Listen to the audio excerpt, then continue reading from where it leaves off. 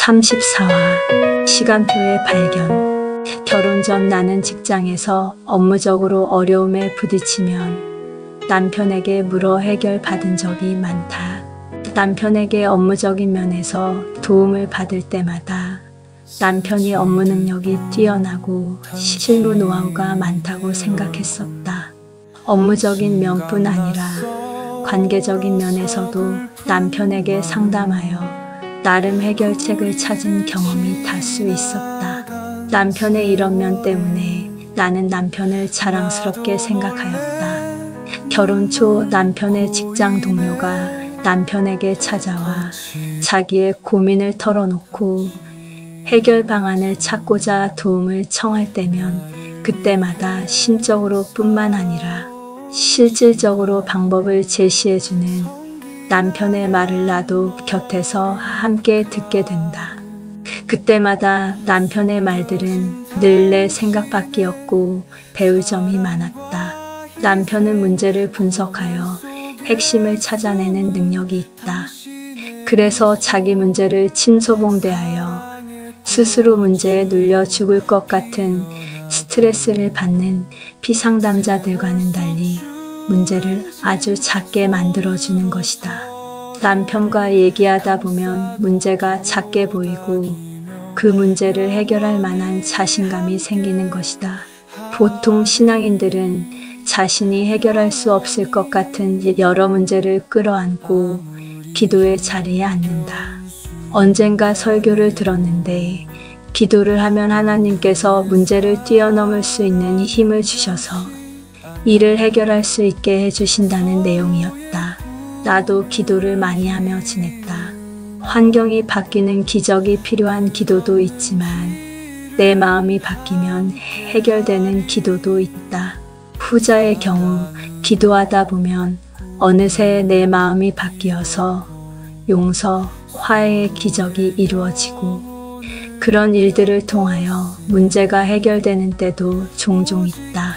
또한 문제의 크기에 눌려있던 경우 기도하면서 용기가 생겨 이겨내는 경우도 있다.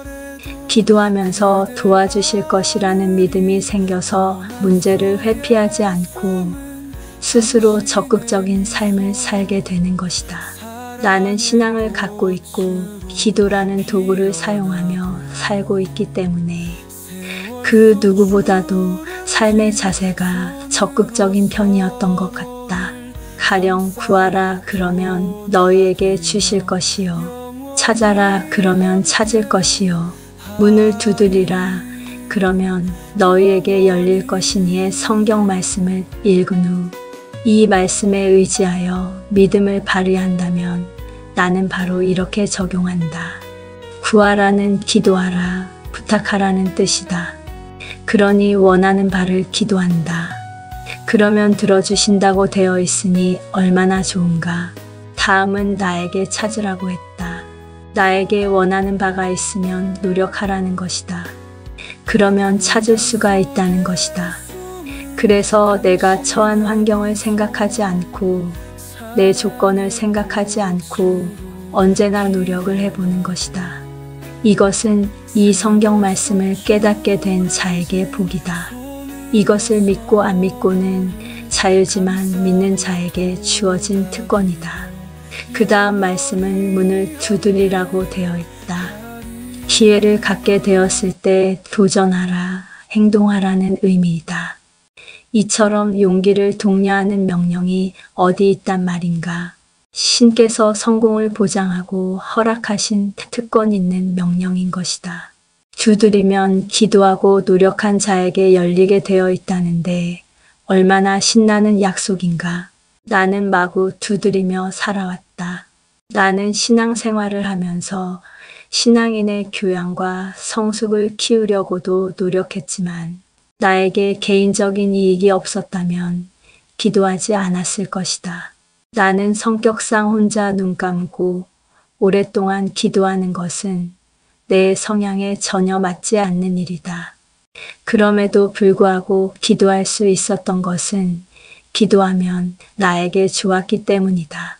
내 힘만으로 살 수 없는 세상에서 그나마 내가 원하는 일을 포기하지 않고 스스로 용기를 얻으며 살 수 있었던 것은 기도 생활을 했기 때문이다.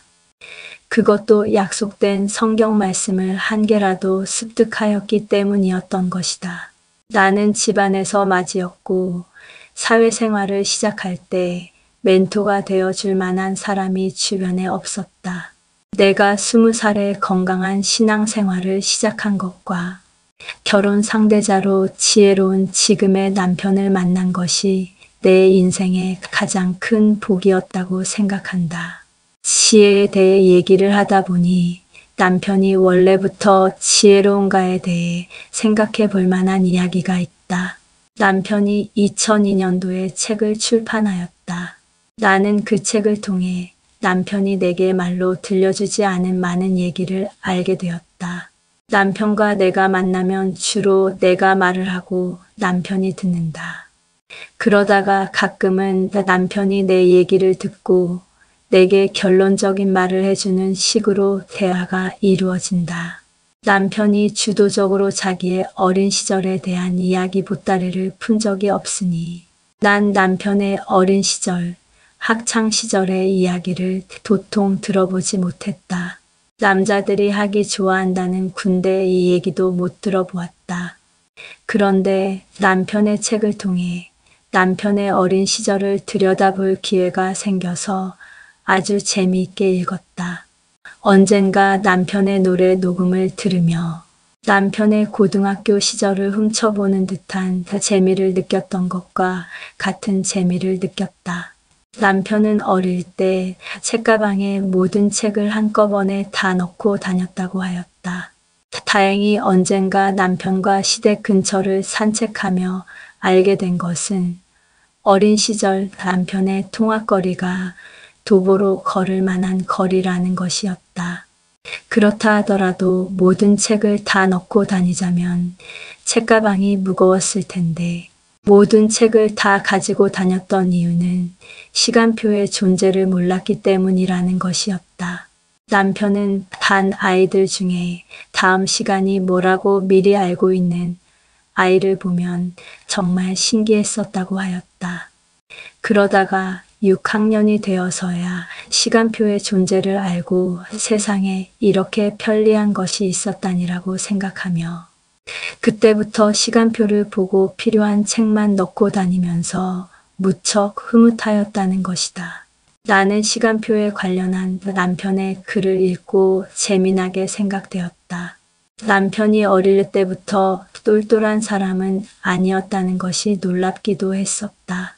나는 남편이 사랑받고 자란 막내이기 때문에 사랑이 많고 상처가 없는 것이라고 생각하고 부러워했었다. 그러나 남편은 그때는 다 먹고 살기 어려웠지라는 말을 가끔 하곤 했다. 그래도 나는 남편의 그런 말을 심각하게 여기지 않았다. 그때는 먹고 살기 다 어려웠다는 말이 남편의 개인적인 경험이 아니고 시대적인 상황을 말하는 것이라고만 생각했기 때문이었다. 남편이 6학년이 되도록 시간표를 같이 보며 책가방을 정리해주는 가족이 부재했다는 것을 의미한다는 것까지 나는 미처 생각해내지 못했다. 나도 자식을 길렀지만 첫째에게 쏟는 정성이 둘째에게 똑같이 못 미치는 경우가 덜어 있다.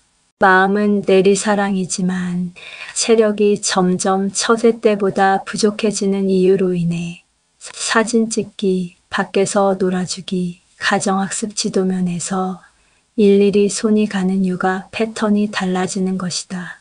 남편은 넷째 중 막내였으니 더했을 것이다.